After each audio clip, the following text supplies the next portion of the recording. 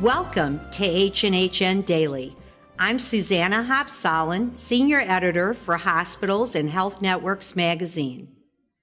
Recently, I spoke with Iowa Health System CEO Bill Lever and CMO Alan Kaplan about changing their delivery model from traditional hospital-based episodic care to a physician-driven integrated care system that's patient-centered.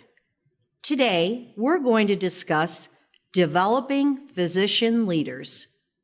And what about those physicians? How are you aligning the physicians around the regional care management?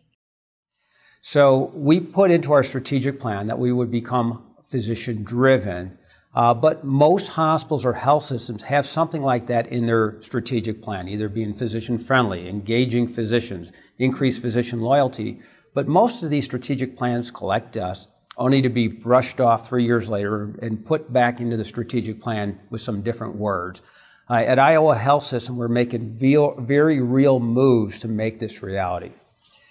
In the Physician Leadership Academy, in partnership with the American College of Physician Executives, we have a very formal leadership development program.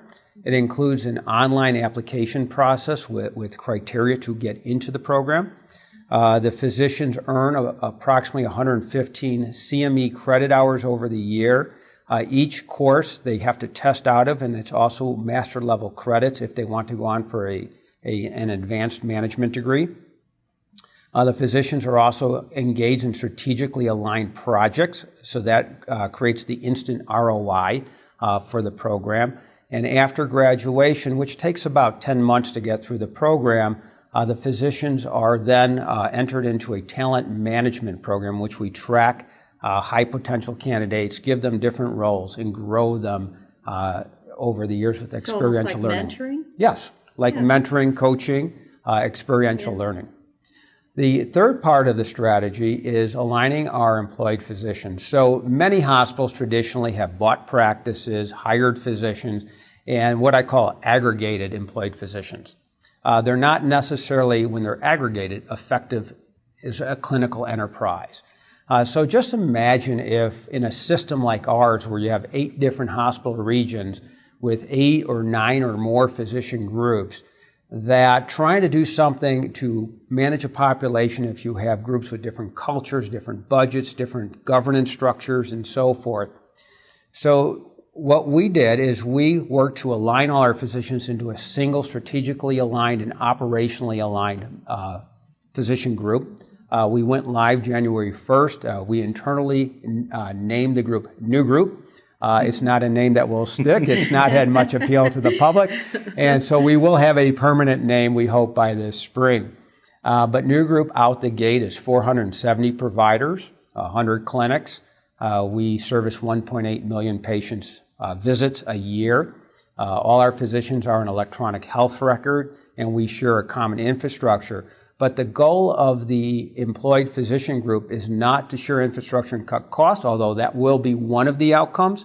The main goal is to strategically align the physicians with what we are trying to achieve with population management, so that we can deploy medical homes, so we can standardize, so we can have a website and patient portal that connects to our patients, so that when you're multi-regional like us, that when our goal is best outcome every patient every time, that we can create the standards across all regions so that all patients are getting the same standard of care. The fourth part of the strategy is creating a clinically integrated network and bringing our employed group with our independents. Because even if we have a very effective employed enterprise, we still have the majority of our physicians independent at this time. So we want to engage them, and most independent physicians don't know how to cross or don't have the capabilities to cross from a fee-for-service world into one that's all about pay-for-performance or value-based payment. So the clinically integrated network, unlike a traditional PHO or IPA, which not all, but many these days are strictly for contracting and credentialing, the Integrated Care Organization, as we call it, the ICO, because it's the only 3-letter acronym left in healthcare that was unused. The ICO is geared truly to improve quality, lower costs, and enhance patient experience. The contracting is secondary. And we will enter into value-based pay-for-performance contracting, but the whole goal of the organization, and it is appealing to our independents, is to get together to focus on the things that physicians care about, which is improving quality and doing it in a way that doesn't hinder their practice, in fact, may help them be more successful in their practice. So do you use technology to provide that feedback, or do you have specific systems? Yeah, all our our employed physicians are all on an electronic health record. We are implementing a patient portal. We will layer a disease management system in the integrated care organization because we need our EMR to connect with the EMRs of all the other physicians. So we're on one platform for measuring diabetic care and congestive heart failure care and so forth. We have a fiber optic network connecting all our regions, HealthNet Connect. We have a single PAC system to move radiology images across the system. We are entering an HIE, Health Information Exchange, with the state. So we are doing all those things necessary to start creating free flow of information and creating the analytics and the information to manage populations. So not only when a patient comes in, I know what they need to have done, but I'll know who didn't come in so that I can do outreach to bring them in. The other thing I would add on the physician leadership, physician-driven organization, we did a couple other things. One is New Group, our aggregated, now employed enterprise, is from a system standpoint treated just like any other region. So they're a senior affiliate. They have a board seat on our parent board. They're viewed as equal to the hospitals. I think that was a pretty dramatic statement on our part that we're serious about this.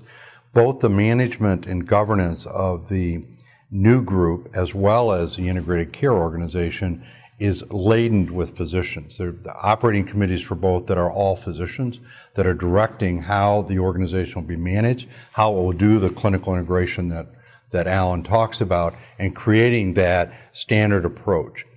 All regions have representatives on both New Group and the ICO. So as they develop innovations in clinical innovation, they've been represented at the table. So the expectation is they go back to their regions and they are implementing that best practice or that standard way that we will coordinate care and create a better patient experience for our patients. Thanks so much for joining us today.